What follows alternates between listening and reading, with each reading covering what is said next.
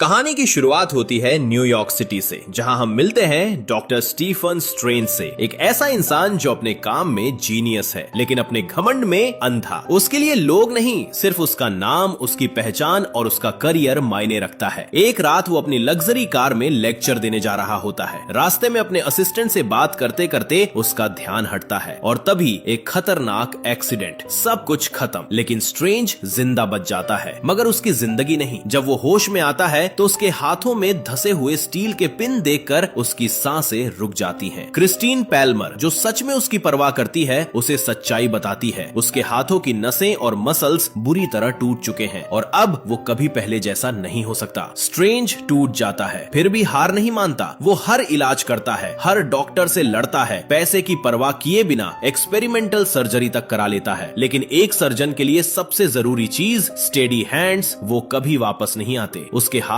कांपते रहते हैं और इसके साथ ही उसका घमंड भी बिखरने लगता है। क्रिस्टीन उसे समझाने की कोशिश करती है कि वो इस जुनून को छोड़ दे, लेकिन स्ट्रेंज गुस्से में उसे ही दोष देने लगता है और यहीं वो एक इंसान को भी खो देता है जो सच में उसके साथ थी। अब वो अकेला है, टूटा हुआ और पूरी तरह बिखरा हुआ। तभी एक दिन उसे एक अजीब केस के बारे में पता चलता है। एक ऐसा इंसान जो पूरी तरह पैरालाइज था, लेकिन फिर भी चलने लगा। ये सुनकर स्ट्रेंज के अंदर उम्मीद की एक चिंगारी जलती है। वो उस इंसान पैंगबॉन से मिलता है और उससे पूछता है ये कैसे मुमकिन हुआ। पैंगबॉन बताता है जब उसका शरीर हार गया तब उसने अपने दिमाग को तलाशने दिया और वो सफर उसे ले गया कामरताज, जहां उसने कुछ ऐसा पाया जो साइंस से परे था, कुछ ऐसा जो समझ में नहीं आता लेकिन सच है। और बस एक रास्ता बताकर वो स्ट्रेंज को छोड़ देता है। अब स्ट्रेंज के पास खोने के लिए कुछ नहीं बचा। वो निकल पड़ता है काठमांडू की तरफ। हर गली, हर मोड़ पर कामरताज को ढूंढता है, लेकिन कोई उसे कुछ नहीं बताता। और फिर कुछ गुंडे उसे घेर लेते हैं, उसे मारते हैं, उसका आखिरी सहारा भी छीन लेते हैं। तभी एक रहस्यमयी आदमी सामने आता है, मॉर्डो, और उसे बचाकर ले जाता है उसी जगह जिसे स्ट्रेंज ढूंढ रहा था, कामरताज। और यहाँ पहली बार उसकी मुलाकात होती है एंशिएंट वन से, जो उसे देखकर ही कहती है तुम 7 सर्जरी करवा चुके हो। स्ट्रेंज हैरान रह जाता है और सीधा सवाल करता है आपने उस आदमी को कैसे ठीक किया। एंशिएंट वन शांति से जवाब देती है मैंने उसे ठीक नहीं किया, मैंने सिर्फ उसे दिखाया कि वो चल सकता है। स्ट्रेंज इसे साइंस से जोड़ने की कोशिश करता है, लेकिन एंशिएंट वन उसे एक ऐसी सच्चाई बताती है जो उसके पूरे विश्वास को हिला देती है कि शरीर से भी ज्यादा ताकतवर आत्मा होती है। लेकिन स्ट्रेंज इसे मानने से इनकार कर देता है, वो इसे बकवास कहता है। और तभी एक झटके में एंशिएंट वन उसकी आत्मा को उसके शरीर से बाहर निकाल देती है। स्ट्रेंज खुद को अपने ही शरीर के बाहर देखता है, डर जाता है, टूट जाता है और तब उसे एहसास होता है कि ये दुनिया सिर्फ वही नहीं है जो वो देखता आया है, इसके परे भी बहुत कुछ है। फिर एंशिएंट वन उसे दिखाती है मल्टीवर्स, अनगिनत दुनियाएं, कुछ खूबसूरत, कुछ डरावनी। और उसी पल स्ट्रेंज की सोच, उसकी रियलिटी, सब कुछ चकनाचूर हो जाता है। वापस अपने शरीर में आने के बाद अब उसके पास सिर्फ एक ही रास्ता है। वो झुक जाता है और कहता है मुझे सिखाइए, लेकिन एंशिएंट वन मना कर देती है और उसे बाहर निकाल देती है। लेकिन इस बार स्ट्रेंज हार नहीं मानता। वो घंटों दरवाजे पर खड़ा रहता है, ठंड में, भूखा, टूटा हुआ, लेकिन अडिग। मॉर्डो ये सब देखता है और एंशिएंट वन से कहता है उसमें कुछ खास है। लेकिन एंशिएंट वन का जवाब और भी गहरा होता है, उसमें घमंड है, वही अंधेरा जो मैंने पहले भी देखा है। मॉर्डो कहता है लेकिन आपने मुझे रास्ता दिखाया था। और तब एंशिएंट वन एक सच्चाई बताती है, हम अपने अंदर के अंधेरे को हराते नहीं, हम उससे ऊपर उठते हैं। जब मॉर्डो एंशिएंट वन को याद दिलाता है कि काइसिलियस के पास अभी भी वो चुराए हुए पन्ने हैं और अगर उसने उन्हें समझ लिया तो सब कुछ खत्म हो सकता है, भविष्य अनिश्चित है और शायद स्ट्रेंज जैसा कोई ही उन्हें रोक पाए,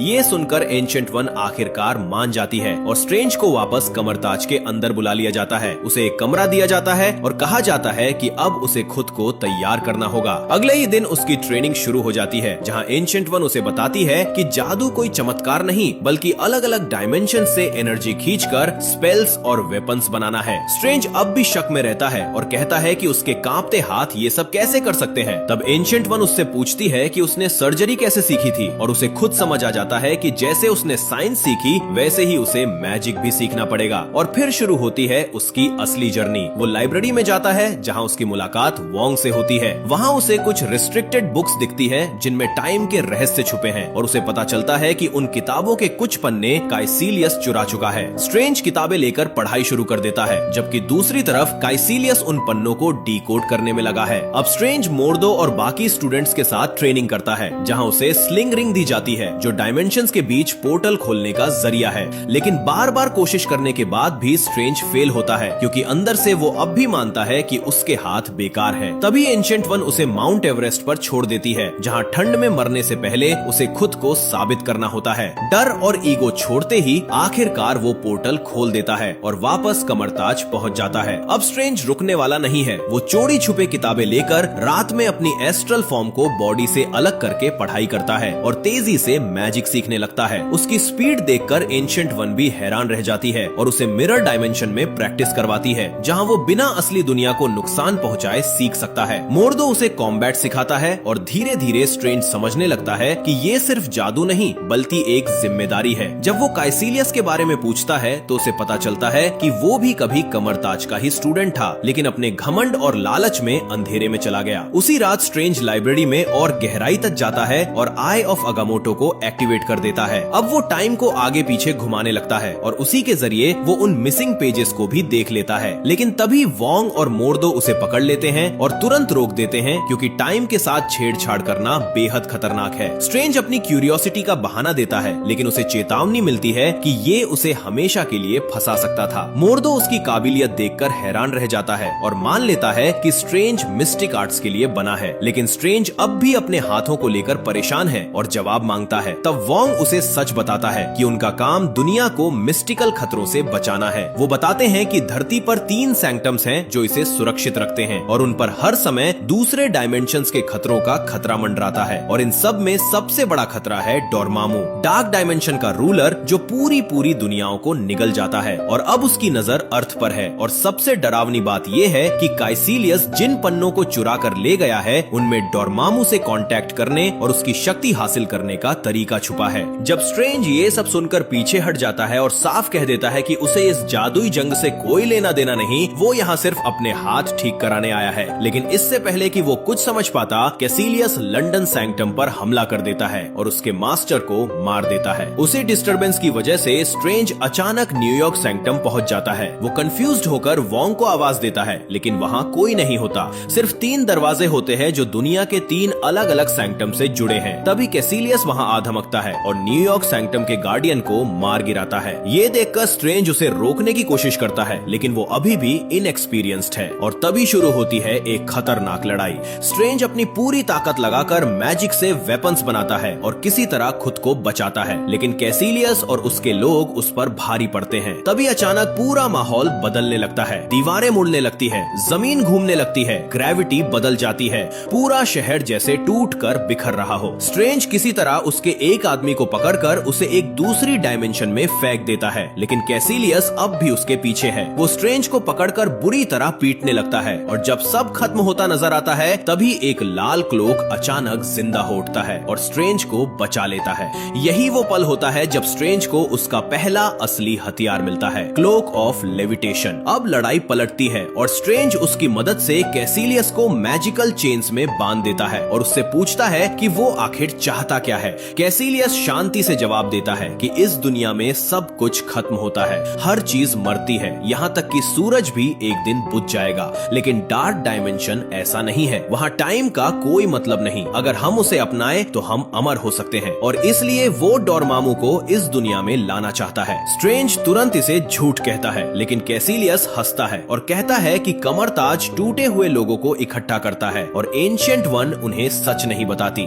असली ताकत वो खुद के लिए रखती है और उसी ताकत से वो इतने सालों से जिंदा है और जो रिचुअल्स उसने चुराए हैं उनसे वो उसे हराकर डोरमामू को बुला सकता है। स्ट्रेंज गुस्से में जवाब देता है कि डोरमामू ने उसे एक हत्यारा बना दिया है और उसकी आंखों में देखकर ही उसके अंधेरे का अंदाजा लगाया जा सकता है। तभी पीछे से एक हमला होता है और स्ट्रेंज को चाकू मार दिया जाता है। वो बुरी तरह घायल हो जाता है, लेकिन क्लोक उसे बचाता है और उसे मौका देता है। वो स्लिंग रिंग से पोर्टल खोलकर सीधा हॉस्पिटल पहुंचता है और क्रिस्टीन से कहता है कि तुरंत ऑपरेशन शुरू करो और वहीं गिर जाता है जैसे ही उसका शरीर ऑपरेशन टेबल पर होता है। उसकी एस्ट्रल फॉर्म बाहर आ जाती है। क्रिस्टीन डर जाती है, लेकिन स्ट्रेंज उसे बताता है कि वो मर रहा है। तभी वो दुश्मन जिसे स्ट्रेंज ने पहले फंसाया था वो भी अपनी एस्ट्रल फॉर्म में आ जाता है और अब लड़ाई फिजिकल दुनिया में नहीं बल्कि सोल के लेवल पर शुरू होती है। एक तरफ क्रिस्टीन उसका ऑपरेशन कर रही होती है और दूसरी तरफ स्ट्रेंज अपनी जान बचाने के लिए लड़ रहा होता है। जैसे ही हालात बिगड़ते हैं, क्रिस्टीन डिफिब्रिलेटर का इस्तेमाल करती है और उसका शॉक उस दुश्मन की एस्ट्रल फॉर्म को खत्म कर देता है। स्ट्रेंज बच जाता है। होश में आने के बाद वो क्रिस्टीन से माफी मांगता है और पहली बार अपने दिल की बात कहता है। क्रिस्टीन अभी भी समझ नहीं पाती कि ये सब क्या हो रहा है। तब स्ट्रेंज उसे पोर्टल खोलकर दूसरी डायमेंशन दिखाता है और वो यकीन कर लेती है कि ये सब सच है। स्ट्रेंज बस इतना कहता है कि उसे जाना होगा और वहाँ से चला जाता है। वापस आते ही क्लोक फिर से उसके पास आ जाता है, जैसे उसने खुद उसे चुन लिया हो। वो कैसिलियस को ढूंढने निकलता है, लेकिन वो गायब होता है। तभी मॉर्डो और एंशिएंट वन वहाँ पहुँचते हैं और स्ट्रेंज की ताकत देखकर हैरान रह जाते हैं। स्ट्रेंज उन्हें बताता है कि कैसिलियस अब रियल वर्ल्ड में भी रियलिटी को बदल सकता है। एंशिएंट वन गंभीर हो जाती है क्योंकि लंदन सैंक्टम गिर चुका है और अब सिर्फ न्यूयॉर्क और हांगकांग बचे हैं। वो स्ट्रेंज की तरफ देखकर कहती है कि अब वो मास्टर बनने के लिए तैयार है, लेकिन स्ट्रेंज मना कर देता है और कहता है कि उसने डॉक्टर बनते वक्त कसम खाई थी कि वो किसी की जान नहीं लेगा और आज उसने वो तोड़ दी। और फिर वो एक ऐसा सच सामने रखता है जो सबको हिला देता है। वो कहता है कि एंशिएंट वन खुद डार्क डायमेंशन की ताकत का इस्तेमाल करके जिंदा है। एंशिएंट वन कुछ नहीं कहती और चुपचाप चली जाती है और तभी कैसिलियस एक बार फिर हमला करता है, इस बार न्यूयॉर्क सैंक्टम पर। मॉर्डो स्ट्रेंज से कहता है कि उन्हें उसे रोकना होगा। स्ट्रेंज तुरंत एक्शन लेता है और मैजिक का इस्तेमाल करके कैसिलियस और उसके लोगों को मिरर डायमेंशन में कैद कर देता है। लेकिन ये उसकी सबसे बड़ी गलती साबित होती है क्योंकि उस डायमेंशन में कैसिलियस और भी खतरनाक हो जाता है। अब वो असली दुनिया को नुकसान नहीं पहुंचा सकता, लेकिन उन्हें खत्म जरूर कर सकता है। जब मिरर डायमेंशन एक बार फिर टूटने लगता है, पूरा माहौल कैसिलियस के कंट्रोल में मुड़ता, बिखरता और बदलता रहता है। स्ट्रेंज और मॉर्डो भागने की कोशिश करते हैं, यहाँ तक कि वो स्लिंग रिंग चुराकर पोर्टल खोलने की कोशिश करते हैं, लेकिन हर बार रास्ता बदल जाता है और वो उसी जाल में फंस जाते हैं। आखिरकार कैसिलियस स्ट्रेंज को पकड़ लेता है और उसे खत्म करने ही वाला होता है, तभी अचानक एंशिएंट वन आ जाती है। वो पूरे डायमेंशन को रीशेप कर देती है और लड़ाई को स्टेबलाइज कर देती है। लेकिन अब सच छुपा नहीं रहता। मॉर्डो भी देख लेता है कि वो डार्क डायमेंशन की ताकत इस्तेमाल कर रही है। एंशिएंट वन कैसिलियस का सामना करती है और उसे समझाने की कोशिश करती है कि डोरमामू उसे धोखा दे रहा है। उसकी अमरता कोई वरदान नहीं बल्कि एक श्राप है। लेकिन कैसिलियस नहीं मानता और पूरी ताकत से हमला कर देता है। इस भयानक टकराव में वो एंशिएंट वन को बुरी तरह घायल कर देता है और एक पोर्टल के जरिए उसे रियल वर्ल्ड में फेंक देता है। स्ट्रेंज उसे तुरंत हॉस्पिटल लेकर भागता है, जहाँ क्रिस्टीन उसकी सर्जरी शुरू करती है, लेकिन तभी उसका दिल रुक जाता है। उसी पल स्ट्रेंज अपनी बॉडी छोड़कर उसकी एस्ट्रल फॉर्म के पीछे जाता है। वो उसे रोकने की कोशिश करता है, लेकिन एंशिएंट वन शांत होकर कहती है कि अब उसका समय खत्म हो चुका है। उसने हमेशा टाइम से आगे देखने की कोशिश की, लेकिन इस पल के आगे कुछ नहीं है। फिर वो स्ट्रेंज को याद दिलाती है कि उसने पैंगमोन को हील नहीं किया था, उसने खुद डायमेंशंस की एनर्जी को इस्तेमाल करना सीखा था और उसी पल उसके पास चॉइस थी कि वो खुद को ठीक करे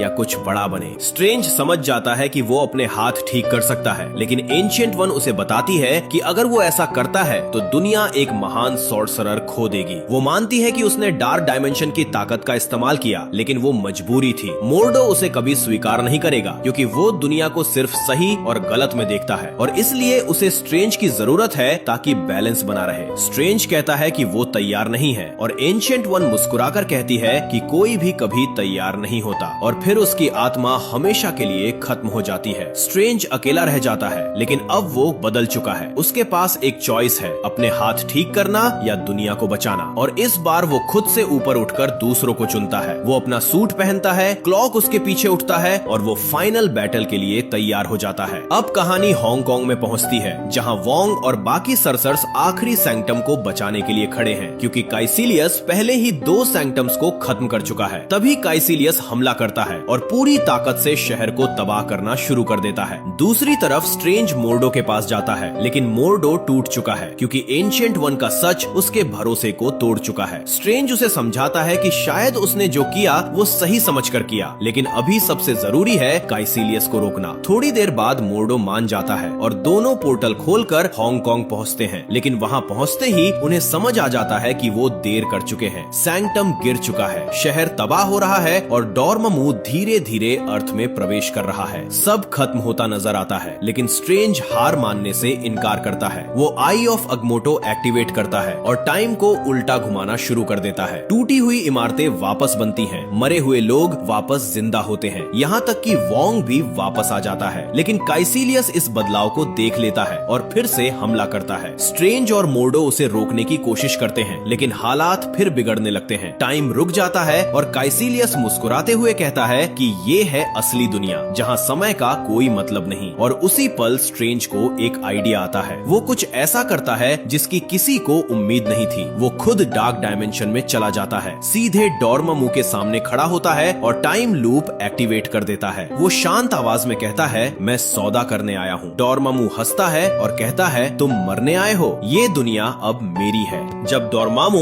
बिना एक सेकंड गवाए स्ट्रेंज को मार देता है, लेकिन अगले ही पल सब कुछ रीसेट हो जाता है और स्ट्रेंज फिर से उसके सामने खड़ा होता है, शांत आवाज में कहता है, मैं सौदा करने आया हूँ। डोर्मामू फिर उसे मार देता है और फिर वही स्ट्रेंज वापस बार बार हर बार मरकर लौटता हुआ। अब डोर्मामू समझ नहीं पाता कि ये क्या हो रहा है। गुस्सा बढ़ता जाता है, लेकिन स्ट्रेंज नहीं रुकता। आखिरकार वो समझाता है कि जैसे उसने काइसिलियस को ताकत दी थी, वैसे ही वो अपने साथ टाइम की ताकत लाया है। ये एक एंडलेस लूप है जहाँ अब दोनों फंसे हुए हैं। चाहे डोर्मामू उसे कितनी भी बार मारे, वो हर बार वापस आएगा, अनब्रेकेबल। आखिरकार डोर्मामू हार मान लेता है और कहता है, इसे रोक दो, मुझे आजाद करो। तभी स्ट्रेंज अपनी शर्त रखता है, धरती छोड़ दो, काइसिलियस और उसके फॉलोअर्स को अपने साथ ले जाओ और कभी वापस मत आना। मजबूर होकर डोर्मामू मान जाता है, लूप टूट जाता है और स्ट्रेंज वापस लौट आता है। दूसरी तरफ काइसिलियस और उसके लोग बदलने लगते हैं। उनका शरीर राख में बदलता है और उन्हें खींचकर डार्क डायमेंशन में ले जाया जाता है। स्ट्रेंज उसे देखता है और कहता है,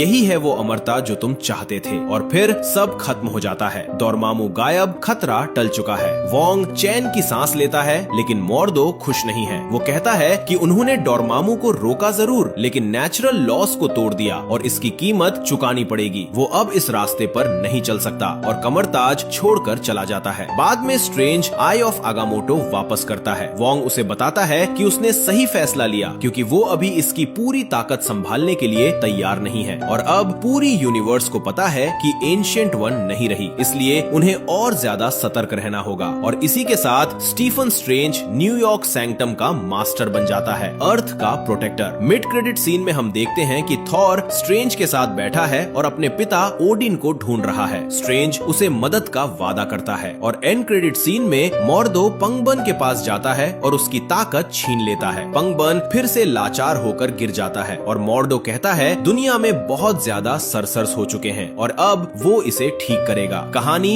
यहीं खत्म होती है। मिलते हैं अगली वीडियो में।